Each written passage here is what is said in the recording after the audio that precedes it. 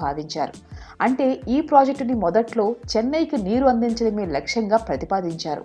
1950లో రాజాజీ నాయకత్వంలో అప్పటి ఉమ్మడి మద్రాసు ప్రభుత్వం ఈ ప్రతిపాదన చేసింది.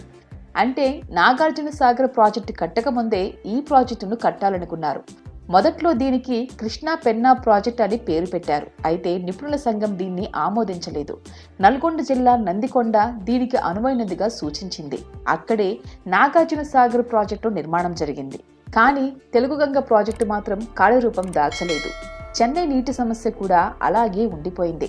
తమిళనాడు ప్రభుత్వ ప్రయత్నాల ఫలితంగా 1971లో కృష్ణా పరివాహక ప్రాంతంలోని 3 రాష్ట్రాల మధ్య అప్పటి కేంద్ర ప్రభుత్వం ఒక ఒప్పందం కుదిర్చింది.